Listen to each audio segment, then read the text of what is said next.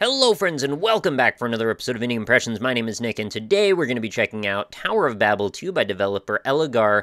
The premise of this one, again, very simple. I don't know if you guys have been watching the last couple of episodes, but I seem to have found this rich, beautiful treasure trove of games that are like WarioWare style micro games that are extremely simple and extremely addictive, and this is definitely one of those style games. What we're going to be doing in this case is we're going to be trying to build the tallest tower possible by aligning and affixing these laterally moving blocks. And what we've got to do is try to get them to line up as squarely as possible with the one beneath it. So every time we miss a little bit, we lose that amount off the side of it, and the goal is just to keep not losing as much as you can. And if you get it perfect, you get a yellow block, and it turns into a beautiful little sculpture. Anyway, why don't I just show you here?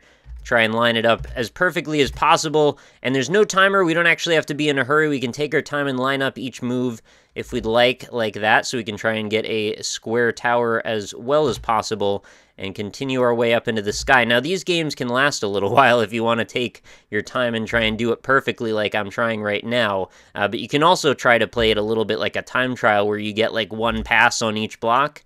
I think it's probably a little bit counterintuitive, but I would almost wish that the developer would sort of design in some sort of risk-reward mechanism for players who are more willing to take a chance on that. It was designed in Flash, by the way, and that does mean that it's probably going to end up as a mobile game at some point. And I have to say, I don't think you could ask for a much better set of circumstances to make a mobile game, considering the only control here is literally click the screen or tap the spacebar. That was really bad because I was sort of concentrating on talking there. And now I'm starting to lose a little bit on each pass. And I really appreciate that the visual is actually mapped out for you each time when you miss, that there's a little bit of a chunk that is actually correlated to how much you lost that falls off, and you can actually see it fall off like that, so you know exactly what's missing now. And I'm now at 26, 27 pieces. I think my record... Oh, did it start getting faster? I thought I just noticed the block was going by a little faster. I think my record was somewhere around 50 or so tiles up, so we'll see if we can surpass that. And by the way, if you make a particularly egregious move, you can actually use some coins with that back button down in the bottom left corner there, and the goal there, I believe, is just to rewind you by one move, so you can go ahead and readjust and find a better way forward. This is started out really well, and now it's all of a sudden kind of falling apart. Now, what's amazing is on my best run, I actually was not even letting it take its time. I was actually trying to rush through each tower, and I was actually doing better than this, so I'm not sure what that means. Maybe it's because I'm distracted by talking. That was horrible! I lost almost that entire block. Yeah, well, it's actually possible to land something even that small, but I'm not going to be able to right there. So, yep, that's the end of that tower. What I would really love to see is if you could zoom out somehow and actually go ahead and see all of the previous towers that you've built and how they stack up against each other. Totally not a necessary thing to make this, you know, work or anything. The mechanics of the game work just fine. And in fact, like I said, it's pretty addictive already. We've got this concept where all we're doing is literally pressing one button, and we get that little hit of endorphins every time we do it right, and we get that little yellow flash on the block proving to us that we actually got a perfect placement on it. Something about just, you know, watching something move left and right and then trying to time it just right. I guess it sort of harkens back to our primal need to find rhythm in things, and like our need to make music and things like that. So, you know, why the Guitar Hero and Rock Band series were successful in part, well, not only due to the licensed songs, but also because we just like to make music, and we like to find rhythm, and we like to prove our dexterity by watching a ball bounce back and forth and trying to hit it in the middle. I don't know. I'm probably overanalyzing things at this point, because honestly, it's a pretty simple game, and there's not all that much to it. But what's here I like quite a bit, and I do want to apologize for the aspect ratio, of course. This is a very vertically oriented game, and definitely well-suited to, like, an iPhone screen, as I'm sure you probably thought up already, but not so well-suited to YouTube's widescreen presentation. I think we're set up here for a slightly better tower this time, maybe, if we're lucky. I wonder if we get higher up, if we can start to run into, like, you know, the atmosphere thinning a little bit. Maybe we start to see the sun off in the distance, or we escape the actual Earth. That would be fantastic. We get a high enough tower for that.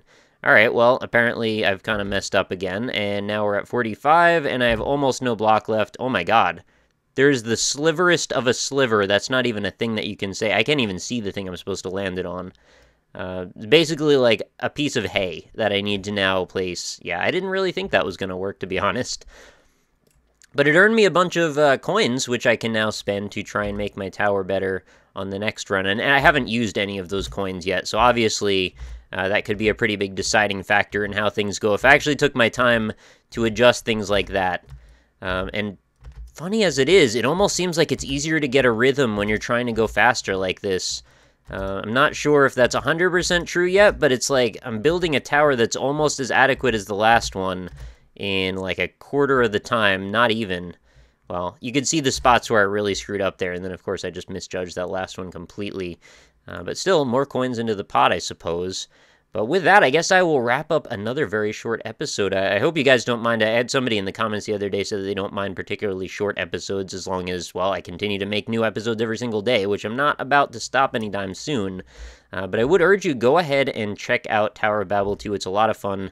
There is just a browser version of it right now, but it is still in development, so you might run into some other versions of it in the future. And this is definitely the type of thing that I could see easily paying $1 for in the App Store or something for my iPhone, because it's, you know, provided you add in some online leaderboards or something like that, get some friends involved. I think you could easily spend an hour playing this over the course of its existence on your phone, perhaps. I don't know, maybe I'm a little bit strange in that I tend to spend some time on mobile games when it's just something really simple, but if it's a surprisingly complex game, I tend to spend less time on it on my phone for some reason. I don't know, I think the pinnacle was like 10 million. I think I played the junk out of that game, and of course Peggle and all the PopCap games go really well for iOS.